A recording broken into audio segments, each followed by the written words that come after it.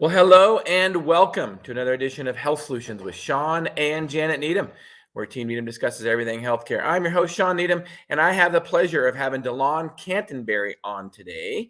He is a fellow pharmacist. We've had a lot of pharmacists on lately, and he thinks a little bit along the lines of how Janet and I do. If you followed us enough, we believe that a lot of medication that is prescribed doesn't need to.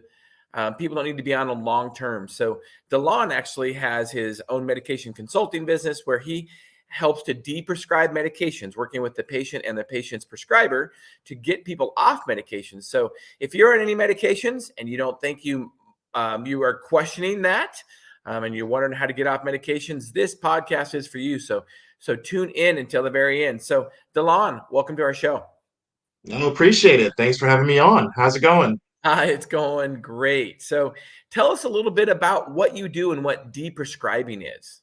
For sure. So I am a board certified geriatric pharmacist as well as the founder of Geriatrics. And so we focus on providing de-prescribing action plans for some of our overmedicated seniors. But not just that, we also talk about some of those social barriers we support with looking for financial resources and advocacy, and really focus on the education around the medications and how we can consider other alternative treatments to help people get to their healthcare goals. So we've launched in 2020, and we also employ the power of pharmacogenomics. So we also use genetic testing for all of our patients who qualify with our de-prescribing action plan. So as you know, we have way too many seniors being sent to the ER for preventable side effects and drug errors. And so we got to do something to hit that number. And I feel we're not doing enough in our healthcare system to leverage pharmacists and de-prescribing advocates, which is what I aim to do with our de-prescribing accelerator program. So tell us a little bit more about the deprescribing accelerator program. Yeah, for sure. So we have created, and this has really came from my past 5, 7 years in pharmacy, of really teaching like-minded clinicians who are passionate about stopping harmful meds on how to incorporate some of our pharmacist brain and use that to advocate for patients. So it's not all about you need to know all these meds. It's more about how are we showing up as advocates, asking questions like, are you on more than 5 meds? Have you had any changes in side effects? Have you had any more falls lately or changes in mood or Mm. pain? Just asking probing questions to empower not just the patient, but also the caregiver. So, our de-prescribing accelerator program is actually CE accredited. It's intended for prescribers, so physicians, PAs, NPs, pharmacists, as well as social workers who are looking to really employ and implement de-prescribing within their business. So we're doing this over the course of 3 months. We're actually going through our final cohort of the year right now, but we have another one we are currently interviewing for that will start in March of 2023. So it's a hybrid of didactic learning where you will learn tips for opioid de-prescribing, dementia de-prescribing, genetic testing as well. But we're also going to touch on how we can help you, the clinician, leverage this into a sustainable business model. So you're getting a mix of coaching as well as clinical de-prescribing that's evidence-based in practice. So tell us a little bit more about this CE program. Is this Yeah. available is there more information on your website about this?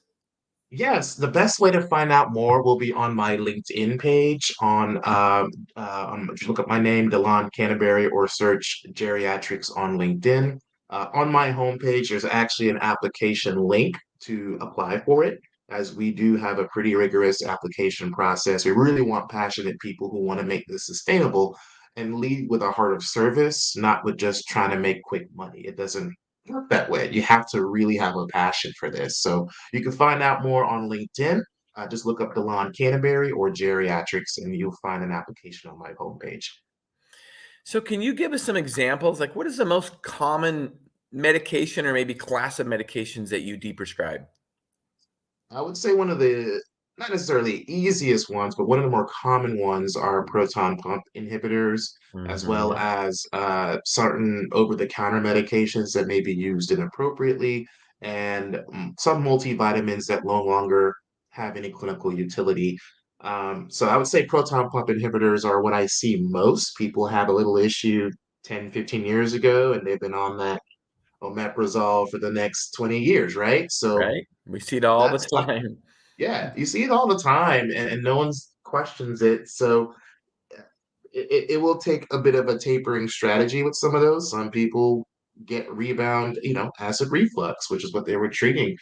Some people don't have any issues at all. So it does depend on how the patient responds, but I would say PPIs can be very problematic as we age because of the nutrient depletion. You're not getting magnesium, you're not getting uh, other vital nutrients, as well as the gut microbiome is completely trashed now. Like we've really reduce the acid secretion.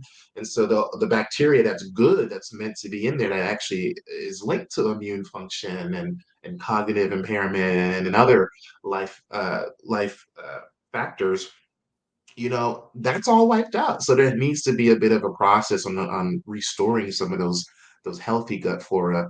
And as we age, we can become more susceptible to harm. So very, very important to get those tapered off. Yeah, we have talked about that multiple times on our podcast about PPIs and just the damage that they've done to so many people.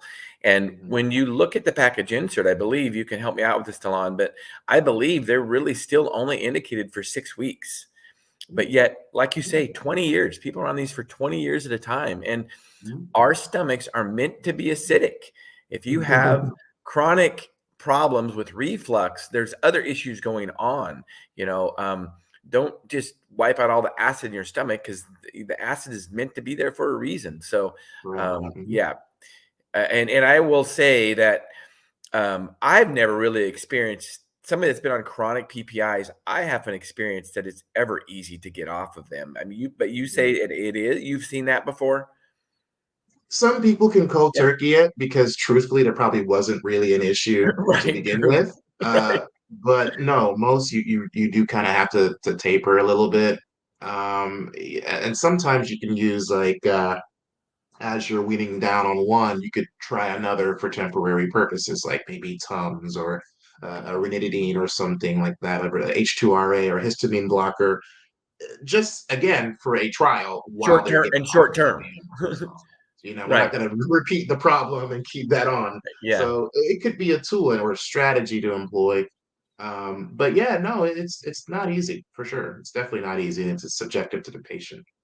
So how did you initially get into this? Usually there's some kind of story or a aha moment where you did this, or did it just kind of progress over time? For me, I was a pharmacy manager with Walgreens after graduating from pharmacy school in 2014, and after 3 to 5 years of leading a team to basically tell people to take 90-day scripts of meds they don't need, I started getting a little bit frustrated with our health system and angry at seeing how many seniors in this rural setting that I was in Henderson, North Carolina, were just falling through the cracks, right? I mean, social stuff was missing, transportation, all these social barriers, as well as me trying to navigate getting you the best coupon because you're in a coverage gap and your copay is 1,200 Right. bucks. So it's like we're putting all this money into drugs. We're making people pay for it who can barely afford it on a fixed income, who get 700 bucks a month to live on from social services, social security, and you want to come to my counter and I have to fix all these problems in 5 minutes before I have to go do a flu shot or a COVID shot or whatever BS metric that wasn't really helping the patient. So Right. I got depressed. I'm not saying anyone, I'm poo-pooing the job, but it was something that spiritually wasn't in alignment with me. So I felt, okay, what if I create a concierge package that can hit some of those main issues with a med review, right? And just give this concierge approach to care and kind of just flip the script on how we're approaching our pharmacist intellect, right? Because we're all experts on the drugs. So Right. that that got me in the space of volunteering and working with senior facilities, speaking at nursing homes, attending caregiver conferences, and it opened my eyes to a whole world of everyone needs a pharmacist, right? Especially in the geriatric space. So for me, it was seeing what I was seeing in retail. And then secondly, my grandmother actually had dementia. And while she was in a nursing home, she was inappropriately prescribed ziprasidone, an antipsychotic, with no history of bipolar or schizophrenia. So they put her on an antipsychotic. Her dementia symptoms worsened. Her behavioral symptoms got so bad they had to kick her out.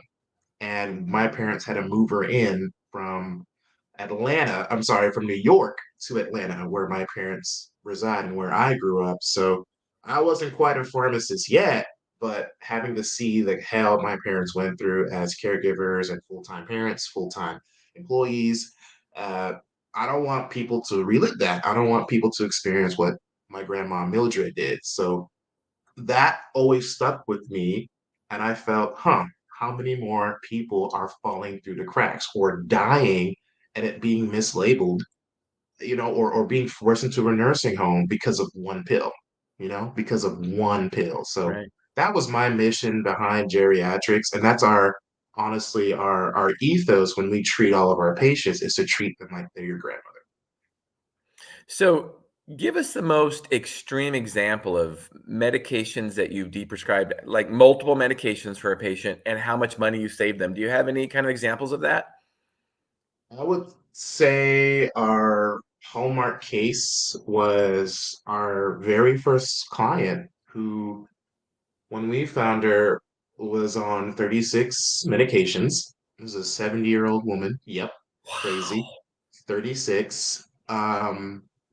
36 and she was essentially described as a walking zombie. She was unresponsive. She was kind of wasting away in her caregiver's home, wasn't really all there. And the caregiver was distraught because she didn't want her, golden years to be spent in this kind of zombie state. So this woman had multiple prescribing cascades, multiple duplicate therapies from two or three different nursing homes she was in and out of. Um, and no one wanted to touch the meds. No one wanted to touch the meds. So she was seeing a neurologist, she was seeing cardiologists, specialists, and PCP, and there was no crosstalk. So all these meds were causing issues. There were about 7 prescriptions that were all involved that led to the worsening of her dementia or cognition. And they were because she was suffering from anticholinergic toxicity. Yeah. So she was on Seroquel, she was on Benadryl, she was on Tylenol PM, she was on Tropium, she was on like everything that's bad on the beers list for anticholinergic toxicity and having mild cognitive impairment. So we were able to successfully de-prescribe her over 2 months. Some of them cold turkey, some of them you had to taper, like the Seroquel, we were able to taper. Um, uh, Over 2 months, we were able to get her down to 8 prescriptions, which is amazing. And that she's Wow. doing better. I called them maybe like 2, 3 weeks ago or a month ago, and she's doing great. She was at the beach this summer. She's living her life. She's doing her thing. She's back. Her grandma was back. So it was something that was not only my biggest win, but it was proof that this was the calling I needed to serve in my career and in my field. 28 medications you deprescribed, basically. You help deprescribe. Yeah. You have any idea or just estimate about how much that was costing per month? She was on Medicare, so a lot of her meds were fairly inexpensive, either between, no charge to $1.20, 3.60 or whatever. So the price was, somewhat negligible, but with all those meds, she, as you can expect, wasn't even as compliant. So she was hoarding meds. She had stuff from years ago. So I don't really have a cost for you. I do know that because of this testimony, we ended up giving a report on this very same patient in the court of law. And so the ugly side to this story was that her family was actually going to involuntarily commit her into a nursing home, into a memory care unit, because they were convinced it was her, not the pills. This woman would have been paying close to 11K a month. So in terms of cost savings, we have saved them well over $250,000 in the past 2 years because they would have otherwise been forced into a nursing home and be paying out of pocket for that. So I can tell you that cost savings. Wow. And is it safe to say that the medications was costing Medicare thousands of dollars per month? Yeah, Yeah. absolutely. Yeah, Yeah. it's a waste of taxpayer money and yeah, Right. Right. absolutely. Wow. Wow. That's quite a story. So, and now she's independent now. Well, she lives with her daughter, but she's Yeah. good. She's on still 8 meds or 10 Yeah. meds. I think she added one or two more on. Uh, but overall, she's fine. She's great. Yeah. So what is your how does if a patient or a family member of a patient or a caretaker has a question about deprescribing, what's the best place to look? I mean, how do you go about this? Do they ask their doctor about it, or Ask do your they just ask their pharmacist. pharmacist? Yeah. Yeah, ask your pharmacist is still probably the easiest person to access, even though that's with a grain of salt, given it's COVID season, it's flu shot season. But they're the fastest person to talk to objectively about whether you should be on some of those or not. Now, not all of them are going to be trained as geriatric pharmacists. So it does help to have someone who specializes in understanding senior care and the pathophysiology behind it.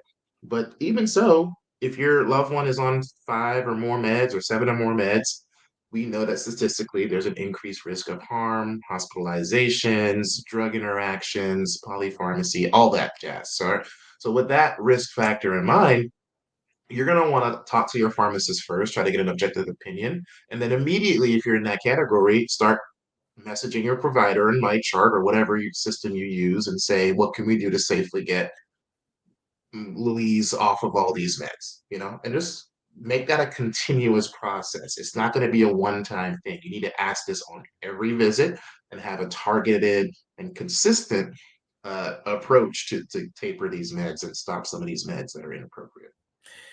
Yeah, I think that's a really good tip. Thank you for that, because one of the things is it's dynamic, and one of the things is in our healthcare system, because of the way most providers don't have enough time or don't take enough time.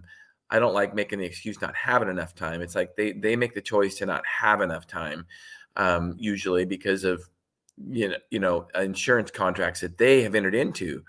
Um, and so it's easy when somebody has a complaint like acid reflux, they're just to prescribe another drug, when in Mhm. reality, it might be a diet lifestyle issue.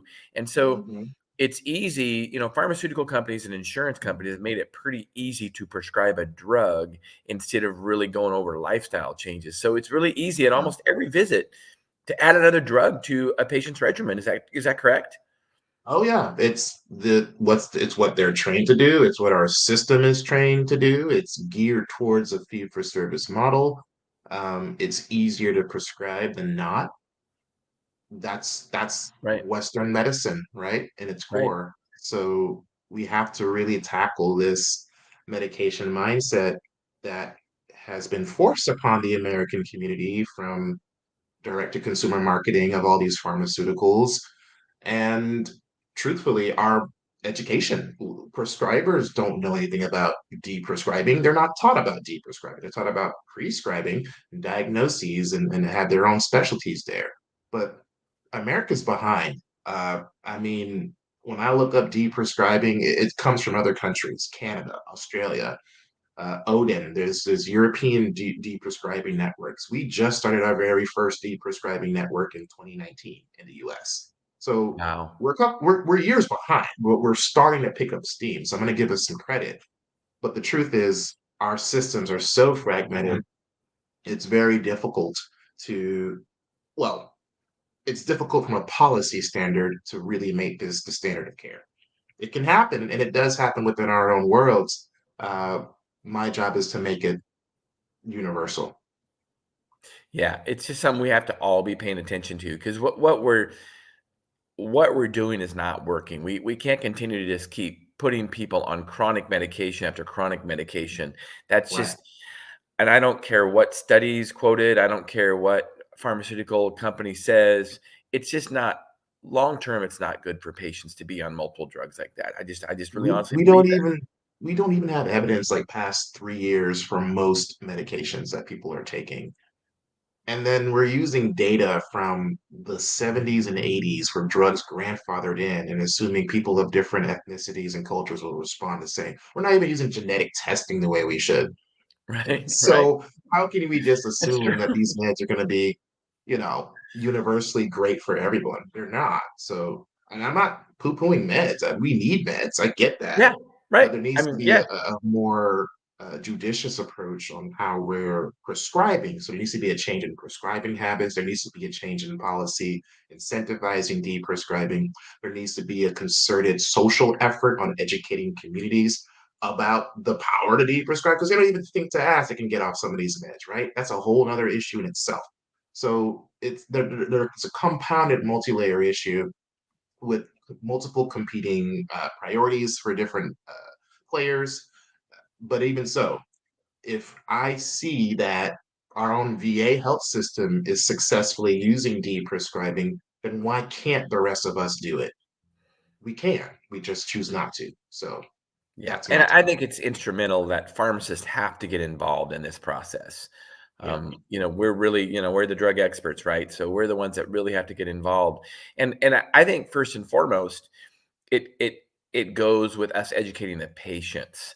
Mhm. We're the Yeah. ones that see them more than any other healthcare professional. We need to educate them. It's like, do you really need to be on these drugs? And I know, as a pharmacist myself, we don't do traditional pharmacy, but we do a lot of hormone replacement stuff. And but we'll get patients that call in and they're on a statin or blood pressure medication or whatever, and it's like, well, if you make some lifestyle changes, you might not need to be on these medications anymore. Mhm. And we Yeah. just have, as pharmacists, we have to continually remind patients about that, because we're the only ones that are probably going to. Absolutely. I mean, yeah. I mean, we can't really be said any better. It's again a mindset shifting that we need to prioritize. But a lot of it starts again with a conversation and a trusted provider who has their best interests at heart. Awesome. Well, DeLon, you really helped us realize our goal today of educating and empowering individuals to take charge of their own health, and pharmacists are part of that team. Tell us a little bit about what do you have a passion for? Apart from senior care and patient advocacy, I really enjoy playing the cello, and I really enjoy playing video games and hanging out with my dog Kaya, who is in here sleeping. But travel has probably been my number one passion. Awesome. Love it. So tell us, I'm going to stream your website here, and tell us a little bit about your website and how to get a hold of you. Yeah, the best way to reach me is checking out geriatrics.org, Geriatrx as an X-ray.org.